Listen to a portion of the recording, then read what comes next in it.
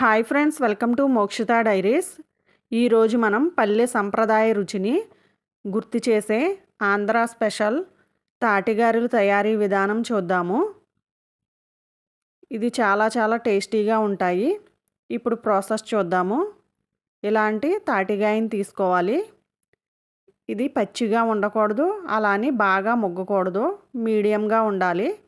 ఇలా ఉన్న పై తొక్కని మొత్తం తీసేసుకోవాలి. ఇది కొంచెం గట్టిగానే ఉంటుంది, నిదానంగా తీస్తే వచ్చేస్తుంది. ఆంధ్రాలో ఈ రెసిపీ తప్పనిసరిగా చేసుకుంటారు ఈ ఆషాఢ మాసం, శ్రావణ మాసంలో. మా అమ్మ వాళ్ళ ఇంటికాడైతే మేము 2-3 సార్లైనా చేసుకుంటాము.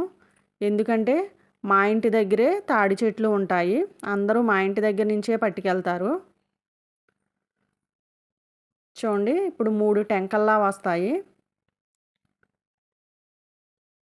మేము చిన్నప్పుడైతే ఈ తాటికాయని నిప్పుల మీద కాల్చుకుని తినేవాళ్ళం. చాలా టేస్టీగా ఉంటుంది అసలు.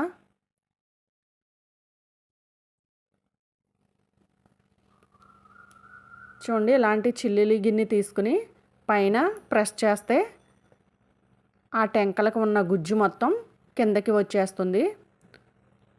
గిన్నెలో కొన్ని వాటర్ తీసుకుని చెయ్యి తడి చేసుకుంటా ఆ గుజ్జుని తీసుకోవాలి. దీంట్లో చాలా పోషకాలు ఉంటాయి.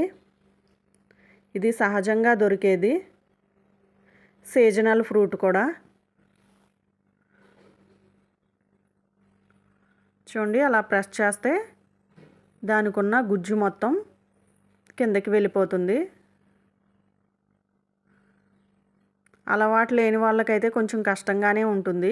మాకు చిన్నప్పటి నుంచి అలవాటే. చూడండి ఎలా వచ్చిందో. ఇది ఇప్పుడు కొలుచుకుందాము ఒక గిన్నెతో.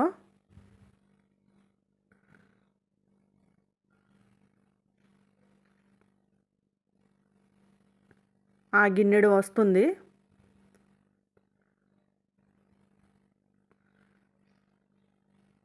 ఇప్పుడు ఇందులో ఏమేమి కలుపుకోవాలో కూడా చూపిస్తాను.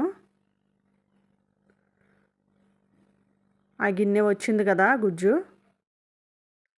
ఇప్పుడు ఆ గిన్నె సగం బియ్యపిండి తీసుకోవాలి. ఇంకో సగం కొంచెం ఇడ్లీ రవ్వ, కొంచెం ఉప్మా రవ్వ కలుపుకోవాలి. ఇవి రెండు కలిపి గిన్నె సగం తీసుకోవాలి. ఇప్పుడు ఇందులోనే కోరుకున్న కొబ్బరి కూడా వేసుకోవాలి. ఇదేం కొలత ఉండదు, మన ఇష్టం.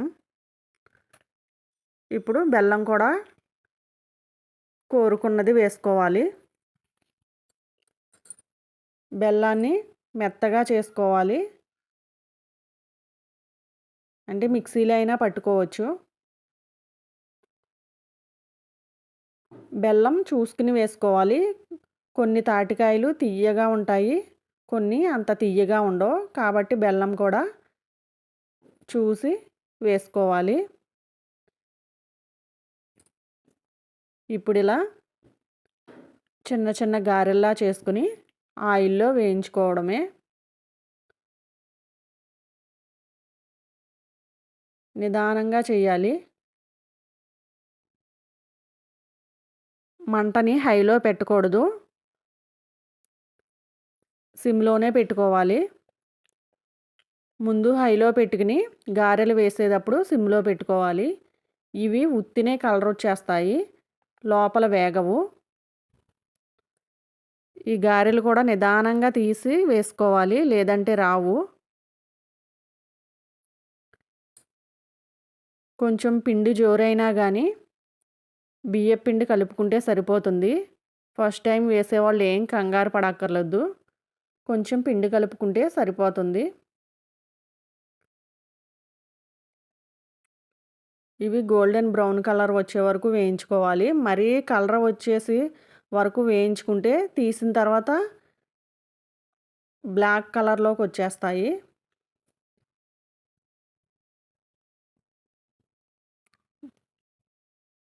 కొంచెం యెల్లో కలర్లో ఉన్నప్పుడే తీసేసుకోవాలి.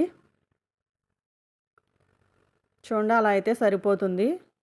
ఇంక ఇది లాస్ట్ వయ అయిపోయింది.